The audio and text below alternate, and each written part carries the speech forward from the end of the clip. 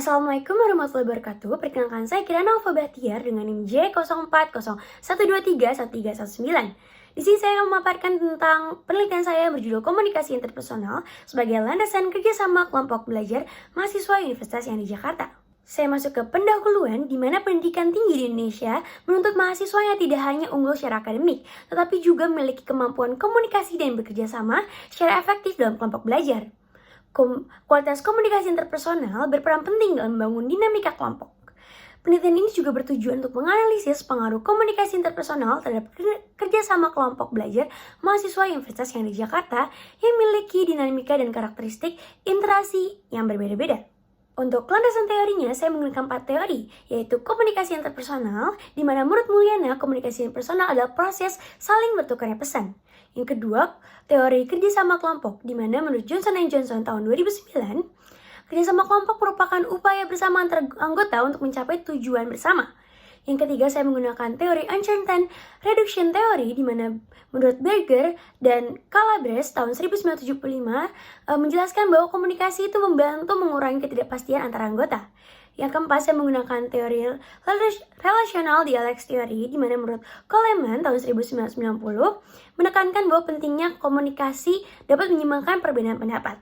Selanjutnya untuk metode yang saya menggunakan metode kuantitatif dengan pendekatan asosiatif kausal atau menguji pengaruh komunikasi interpersonal indikator X terhadap kerjasama kelompok atau indikator Y. Lokasi dan waktunya saya dilaksanakan pada mahasiswa Universitas Jakarta pada bulan September sampai November. Untuk subjek penelitiannya, saya memakai subjek penelitian mahasiswa Universitas Jakarta yang bergabung dalam kelompok belajar. Untuk teknik penelitiannya, saya menggunakan kuesioner dan juga studi pusaka. Lalu untuk pengujian data yang saya gunakan itu menggunakan statistik SPSS dengan rumus Cochrane. Lalu ini ada hasil distribusi indikator X, hasil distribusi indikator Y. Untuk hasil penelitiannya, responden menunjukkan bahwa kecerdasan komunikasi interpersonal pada kategori sangat tinggi di seluruh dimensi. Untuk kemampuan kerjasama kelompok juga sangat baik di seluruh tahapan perkembangan kelompok. Untuk diskusi, temuan, dan implikasinya, komunikasi interpersonal ternyata berpengaruh positif dan signifikan terhadap kerjasama kelompok belajar dan menegaskan juga bahwa peran komunikasi interpersonal adalah kunci dalam dinamika kelompok. Kesimpulan dapat tarik dari penelitian ini menegaskan bahwa komunikasi interpersonal memiliki pengaruh positif dan signifikan terhadap kerjasama kelompok belajar mahasiswa.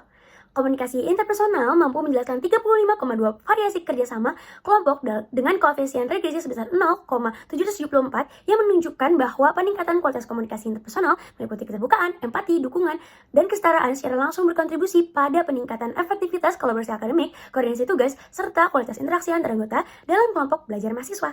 Sekian penjelasan penelitian dari saya. Terima kasih telah mendengarkan. Wassalamualaikum warahmatullahi wabarakatuh.